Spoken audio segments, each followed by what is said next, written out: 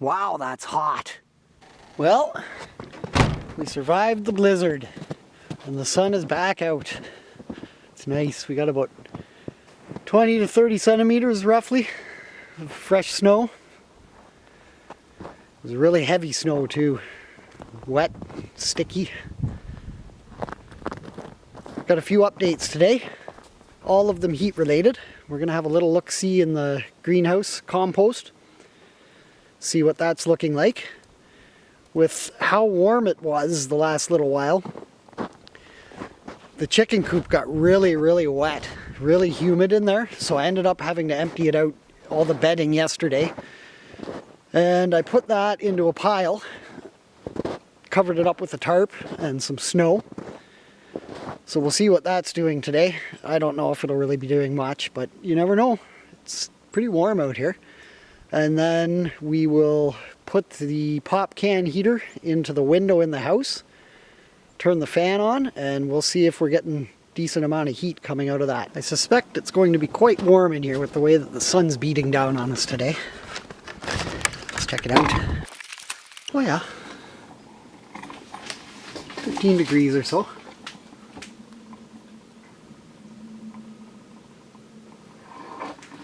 We've still got the composter covered up with the black tarp. I really only take that off when I'm taking its temperature. Helps keep the heat in there. Oh yeah, I can feel the heat. Just grab the thermometer. We'll stick this right in the middle again.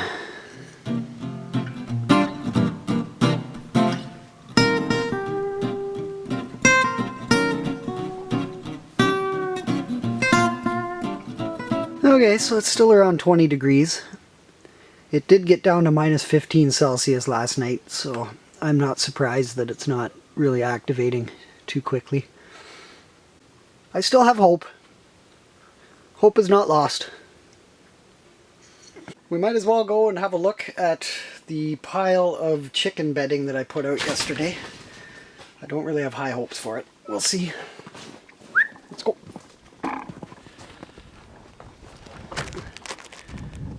We use the deep litter method in our coop to add a little bit of heat in the winter. It gets bloody cold here, so chickens probably appreciate it.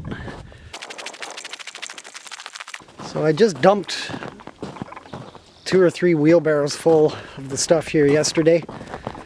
Covered it with a tarp, and then covered it with some snow to help insulate it. When I was removing it from the coop, I did notice some steam when I got down to the lower layers of bedding. So something might be happening.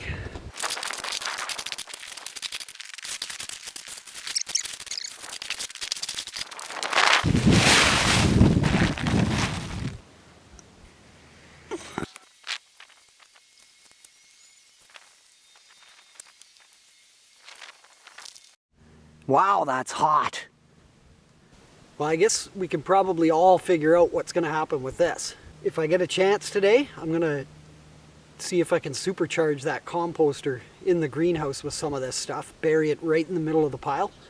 If I don't get to it today, I'll definitely be doing it tomorrow. I want to go in, we'll show you that pop can heater setup now. We'll take its temperature, see what kind of heat it's throwing into the house. This is our weather station. So this is showing the outside temperature currently. This sensor is mounted up on the roof. Outdoor humidity, wind speed, wind chill, the temperature inside the house humidity. This one down below is showing on top is the temperature in the greenhouse. We have a sensor out there. And again, the temperature inside the house, 21.2 degrees. There's always a slight little variance between these two. It's never really too drastic though. We're going to use this little William Joseph infrared fishing thermometer to check out the heat on the pop can heater. These things are pretty neat. You just press this button and it shows the temperature of whatever you're pointed at. So that is just a small glass of water. If I put my hand in here, well, it looks like I'm doing all right. 29.8 degrees Celsius. Take it away, point at the glass again. If you hold the button down, it will just continually take the temperature, like that. So that is how we will measure the air coming out of the pop can heater. And we have moved our pop can heater into the house. I guess it's more of a beer can heater. We don't really drink a lot of soda pop around here. So it's not quite finished yet. Amanda wants to put a chalkboard on the back here so she can make lists of things she wants me to do around the homestead. Then we'll trim up the outer edge with some wood finish just to make it look a little nicer. It'll also be hung up higher in the door frame here. We have our small 12-volt battery, solar panel, and the fans. So the fans, you just flip this switch, those kick on. You can feel the warm heat coming out of it. Obviously the pop cans face outside to collect the heat from the sun, and the fans suck air from the bottom coming up through the entire unit and then blow out the top while the pop cans are heating up. So I will point the little infrared thermometer at the fan so we can see how warm it is in there. This is before turning the fan on. Flip the switch. And all that warm air starts blowing into the house.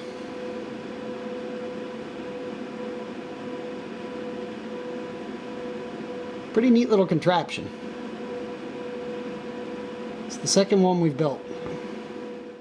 Seeing as we still have a little bit of time today, I am definitely going to load up the composter in the greenhouse with some of this stuff. Hopefully we see some action tomorrow morning.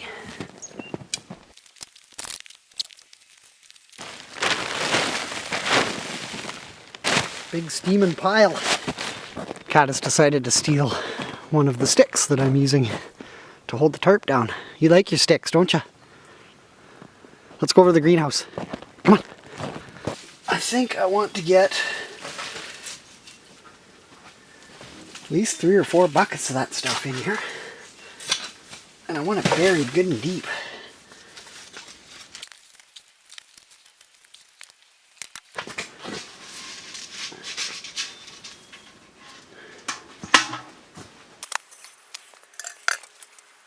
Okay, maybe we'll just go with 2 for now. I'll always put more in there. I also have this leftover sludge from a batch of berry cider that we just did. I see no reason why not to toss that in there. Top it off with some of this soil that I've been thawing out in here. And we'll see what happens with that. One last thing today before I finish up.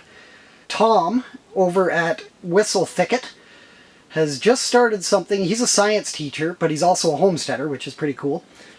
He has just started with some of his students working on a prosthetic leg for a rooster. I'm not joking.